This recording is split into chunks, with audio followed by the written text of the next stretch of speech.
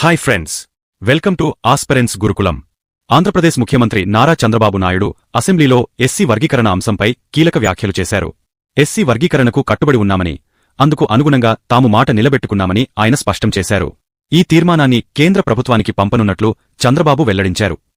SC వర్గీకరణ అసెంబ్లీలో ఆమోదమయ్యి కేంద్ర ప్రభుత్వానికి వెళ్లనుంది కాబట్టి ఇక మెగా డిఎస్సీపై దాదాపు అడ్డంకులు తొలగినట్లే అని తెలుస్తుంది. ఆ సమాచారం ఇప్పుడు చూడండి. నెక్స్ట్ 100కు చేశారు. ఫస్ట్ 100లో బ్యాలెన్స్ కాదు కాబట్టి సెకండ్ 100లో అందరికీ బ్యాలెన్స్ ఎడిగి పెట్టారు.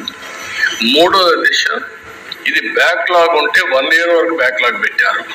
ఆ బ్యాక్లాగ్ ప్రకారం ఇవ్వడానికి కూడా రికమెండేషన్ ఇచ్చారు.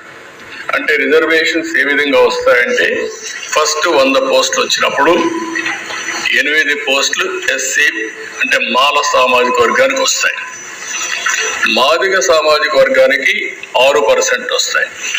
1% రెల్లి సామాజిక వర్గానికి గ్రూప్ 1కు వస్తాయి. 3 కలిపితే 15% అవుతుంది. నెక్స్ట్ 100కు పోయినప్పుడు బ్యాలెన్స్ చేయడానికి మాల సామాజిక వర్గానికి 7, మాదిగ సామాజిక వర్గానికి 7, 1 రెల్లి సామాజిక వర్గానికి 7 + 7 1 15 వస్తాయి. ఈ రెండుల్లో చూసినప్పుడు 200 వచ్చినప్పుడు మళ్ళీ బ్యాలెన్స్ లో 15 వచ్చి మాల సామాజిక వర్గానికి, 13 వచ్చి మాదిగ సామాజిక వర్గానికి, 2 వచ్చి ఏదైతే రెల్లి సామాజిక వర్గం ఉన్నారో వాళ్ళకు 1% వస్తుంది. పర్సంటేజ్ వైజ్ సమానంగా అంటే అక్కడ కొంచెం 2 వస్తుంది. ఓవరాల్ బ్యాలెన్స్ అవుతుంది. ఇది వాడు ఇచ్చిన రిపోర్టు. దీనివల్ల 200 ఫస్ట్ 100 పాయింట్లు వచ్చినప్పుడు మాల సామాజిక వర్గానికి ఎక్కువ వస్తాయి.